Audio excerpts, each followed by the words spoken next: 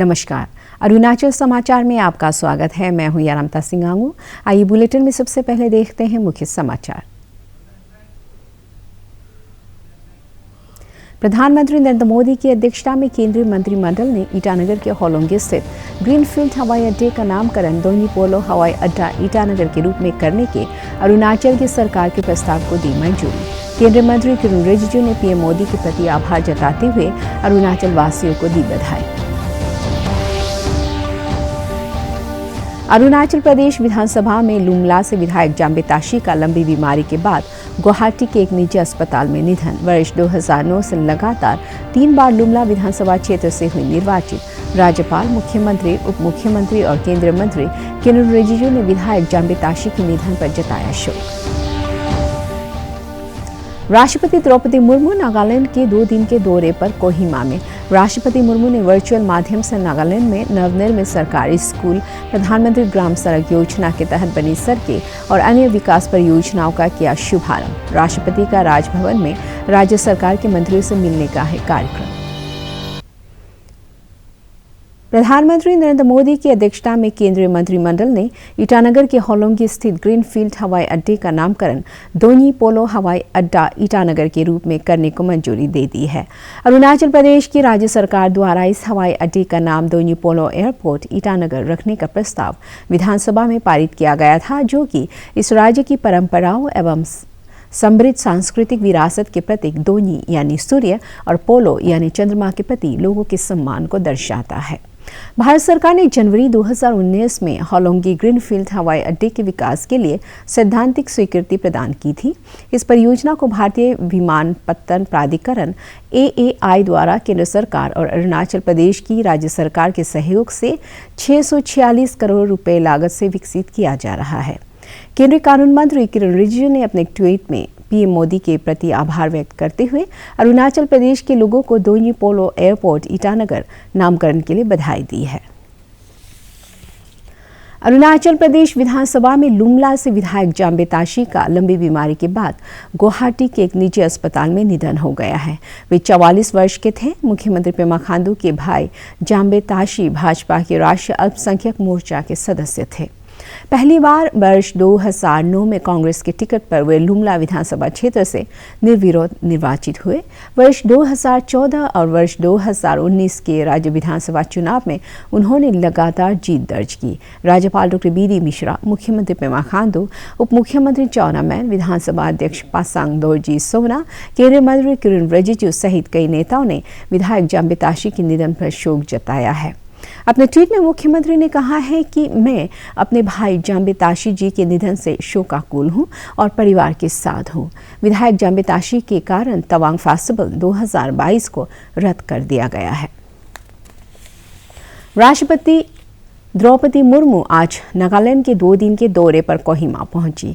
असम और नागालैंड के राज्यपाल प्रोफेसर जगदीश मुखी, मुख्यमंत्री नेफ्यू रियो, उप मुख्यमंत्री वाई पट्टन, मुख्य सचिव जे आलम और राज्य सरकार के वरिष्ठ अधिकारियों ने हवाई अड्डे पर राष्ट्रपति का स्वागत किया। राजधानी कोहिमा में राष्ट्रपति द्रौपदी मुर्मू के सम्मान में नागरिक अभिनंदन समारोह आयोजित हुआ। राष्ट्रपति मुर्मू ने वर्चुअल माध्यम से नागालैंड में कई विकास परियोजनाओं की नींव रखी। इसमें नवनिर्मित सरकारी स्कूल, प्रधानमंत्री ग्राम सड़क योजना के तहत बनी सड़कें और अन्य विकास कार्य शामिल है। राष्ट्रपति का राजभवन में राज्य सरकार के मंत्रियों से मिलने का कार्यक्रम है और उनके सम्मान में मुख्यमंत्री आवास पर राजकीय भोज आयोजित किया गया है। Nagaland today stand for peace and prosperity, dialogue and development. In the end, I thank you again for the warm reception which has really touched my heart.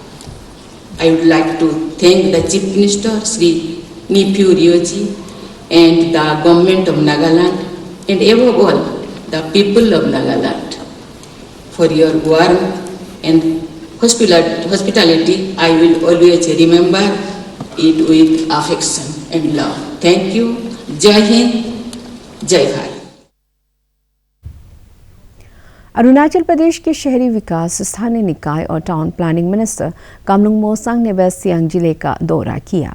2 दिवसीय दौरे के तहत आलो में केंद्र प्रायोजित योजना पीएम स्वनिधि के लाभार्थियों के वित्तीय सहायता राशि वितरित किया और युवाओं से सतत विकास के लिए पर्यटन क्षेत्र में उपलब्ध रोजगार के अवसरों का लाभ उठाने की अपील की। श्री मोसांग ने आत्मनिर्भर भारत अभियान के तहत सरकार की विभिन्न योजनाओं का लाभ उठाकर स्वरोजगार शुरू करने और दूसरों के लिए भी रोजगार के अवसर पैदा करने का आह्वान किया। उन्होंने कचरा प्रबंधन, बरियल ग्राउंड और पार्किंग स्थल के लिए निर्धारित भूमि का जायजा लिया। श्री मोसांग ने विभाग की तरफ से हर संभव सहायता का आश्वासन देते हुए डंपिंग ग्राउंड के निर्धारित हेतु जिला प्रशासन और स्थानीय विधायक से धनराशि का उपयोग करने को कहा।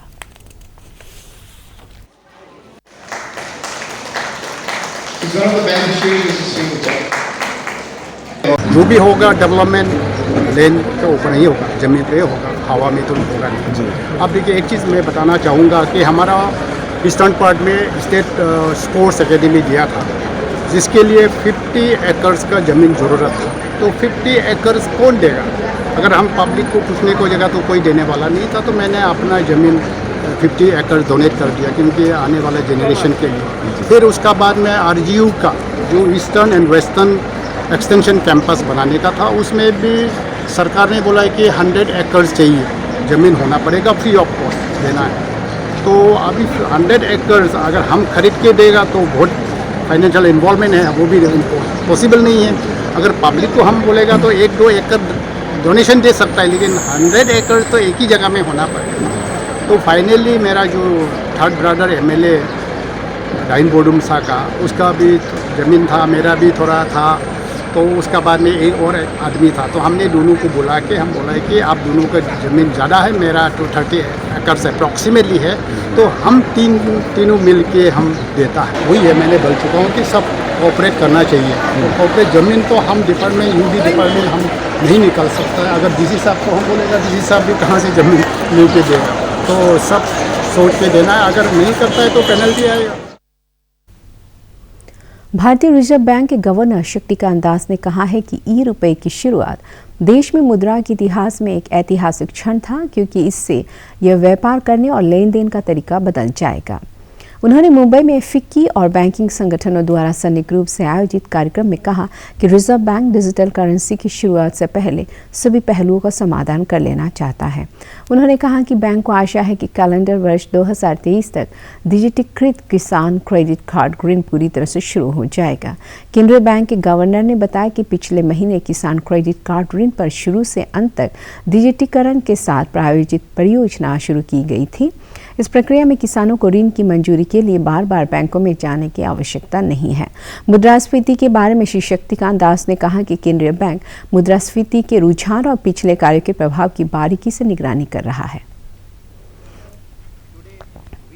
Situation where the inflation has remained above 6% for 3 consecutive quarters, and under the accountability norms which are provided in the Reserve Bank of India Act, we are expected to send a report to the government explaining explaining as to why it happened, what measures we propose to take, and by which time we expect inflation to come within the target range of 2 to 6% and closer to 4%.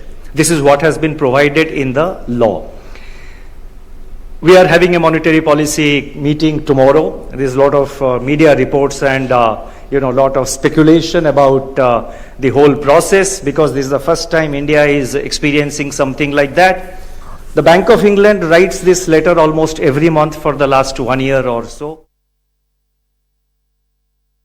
मुख्यमंत्री पेमा खांडू ने अपने एक tweet में बताया है कि अक्टूबर महीने में अरुणाचल प्रदेश में GST संग्रह अक्टूबर 2021 की तुलना में 39% अधिक रहा है।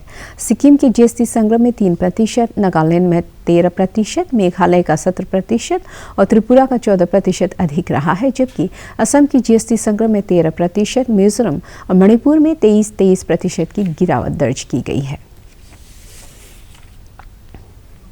Power grid corporation of India limited द्वारा ईटानगर में आज विजिलेंस अवेयरनेस वीक के तहत corruption free India for a developed nation विषय पर स्कूलों के लिए दोनी पोलो मिशन मुख बधिर स्कूल ईटानगर में ड्राइंग प्रतियोगिता आयोजित की गई।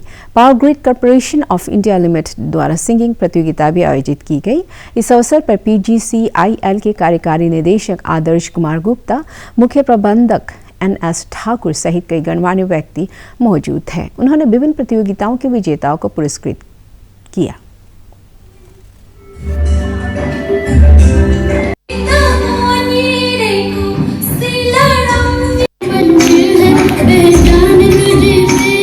This is one of the activity under the Vigilance Awareness Week, wow 2022.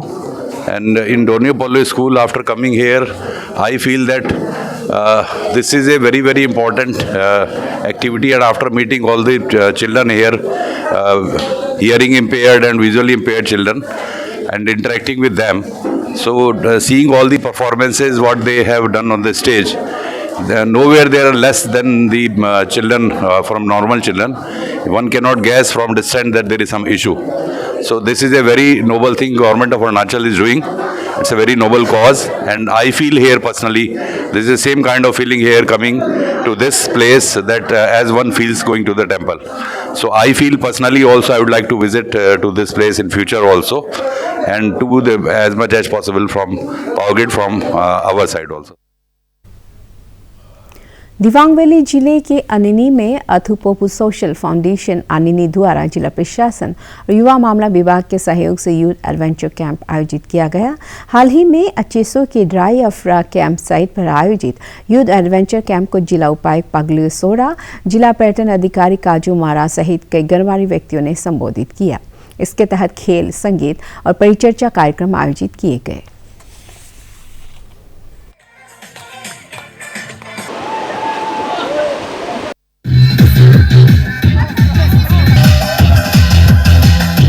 Recently, we have successfully conducted 3 days youth adventure camp at Acheso. देखिए, this is the first time I think we have conducted this type of camp at Anini, especially for the student of government high secondary student, which is the lone high secondary school of our district.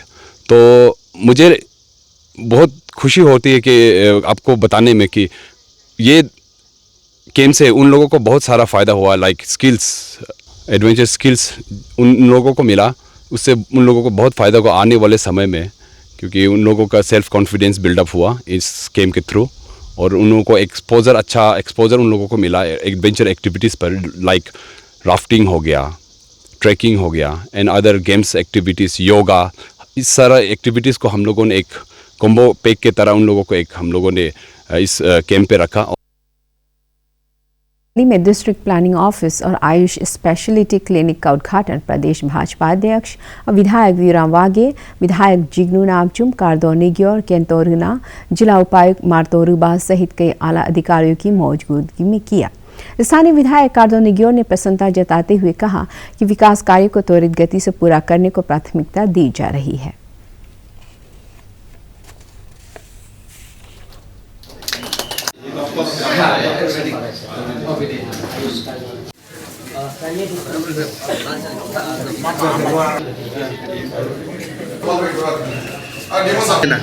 आप लोग बीच में घुस गए, photo video लेने problem है। District hospital में वो आयुष का OPD, उसका इनॉग्रेशन हुआ। उसका बाद DPO ऑफिस, यहाँ में DC ऑफिस का बगल में डिस्ट्रिक्ट प्लानिंग ऑफिसर का ऑफिस को इनॉग्रेशन किया। मालनी तान टेम्पल का दौरा किया। फिर डिस्ट्रिक्ट हॉस्पिटल जो अंडर कंस्ट्रक्शन। एवरेस्टर तापीमरा और उनके सहयोगी निकू दाऊ को न्याय देने की मांग को लेकर उनके परिजन ईटानगर के टेनिस कोर्ट में धरना दे रहे हैं। अरुणाचल प्रदेश यूथ कांग्रेस के अध्यक्ष तार जॉनी ने आज अपने सहयोगी के साथ 3 दिवसीय धरना पर बैठे तापीमरा और निकू दाऊ के परिवार के सदस्यों से मुलाकात की।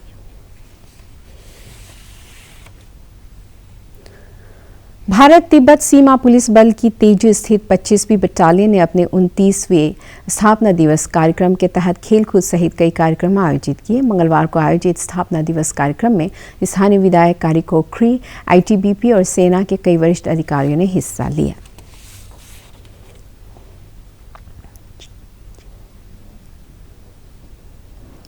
लोअर सियांग जिले के लिकाबाली के चिदू चिगो ग्राउंड में voice of lower Siang season 2 प्रतियोगिता का ग्रैंड फिनाले मंगलवार को संपन्न हो गया। मिस मेरी ताबा इस प्रतियोगिता की विजेता रही। ग्रैंड फिनाले में प्रदेश भाजपा अध्यक्ष और विधायक वीराम वागे, विधायक जिग्नू नामचुम, कारदो निग्योर सहित कई गणमान्य व्यक्ति मौजूद थे।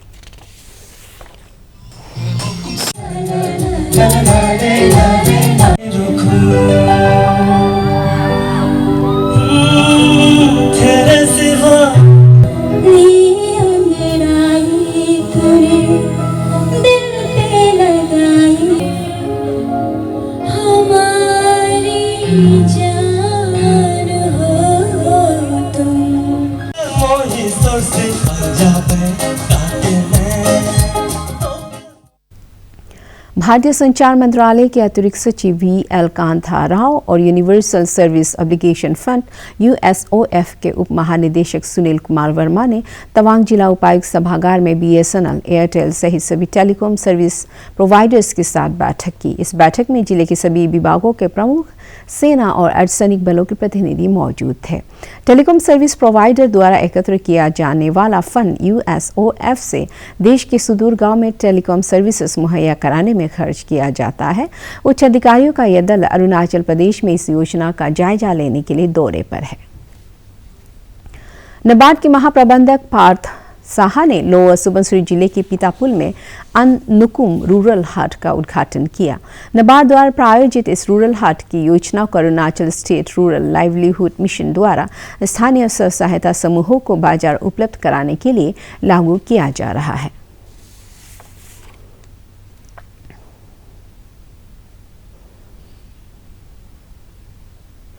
अरुणाचल समाचार के आज के अंक में इतना ही। हम कल फिर हाजिर होंगे अरुणाचल और देश दुनिया के खबरों के साथ। चलते चलते आपको बता दें कि आप अरुणाचल समाचार हमारे YouTube channel DD news Arunachal पर भी देख सकते हैं। देखते रहे अरुण प्रभा। नमस्कार।